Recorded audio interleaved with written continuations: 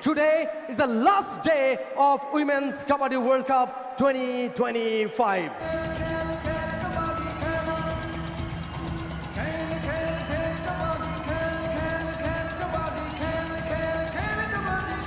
Line-up for Chinese Taipei. Chin Wang, captain, ভারতীয় দল। এর আগে পূজা শাহ জালালউদ্দিন তিনি ম্যাচের রেফারি।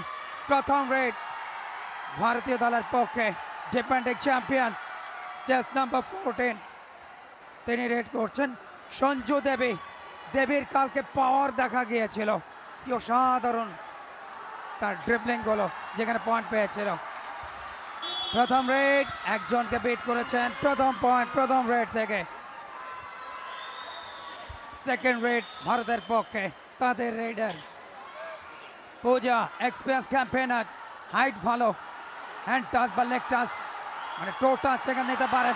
অহেতুক রাইট কর্নার থেকে চট্টগ্রাম কলেজের তাকে দিয়ে শেষ হচ্ছে। ব্লকটা ভালো ছিল কিন্তু শেষ পর্যন্ত চাইনিজ তাইপে 2। মমিন রহন আরও একবার আমাদের সাথে, এবং যেখানে তিনি সেই অ্যাডভান্টেজটা নিতে পারেন। এবার তিনি স্পর্শ করেছেন একজনকে। ইয়াস, আরো একটা পয়েন্ট পূজার কাছ থেকে। চাইনিজ তাইপের এগেইনস্টে ইন্ডিয়ার পয়েন্ট বাড়লো এইবারে, কিন্তু সুপার এটা হবে কিনা। চিয়াও দারুণ একটা রাইড, এবং তিনি বলছেন 2 পয়েন্টস। তিনজন তাকে ঘিরে রেখেছেন। ও অ্যাঙ্কেল গ্রেপ, এবং সেই সঙ্গে এবারে অবশ্য সুপার ট্যাকল, এক্সেলেন্ট। নাম্বার 11 শিহান চেন, ইয়েস, আরো একটা পয়েন্ট চাইনিজ তাইপের ঝুলিতে। সাধারণত একটু বেশি শক্তিশালী হয় দেবী বলে কথা, তবে এবার দেবীকে পুরো ব্লক করে ফেলেছেন।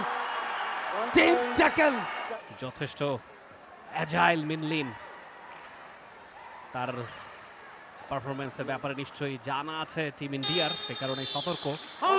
এর মধ্য দিয়ে প্রথমার্ধের বাঁশিটাও বেজে গেল। প্রথমার্ধ শেষে টিম ইন্ডিয়া 20, চাইনিজ তাইপের 16। 20-16 পয়েন্টের ব্যবধানে এগিয়ে রয়েছে ভারত।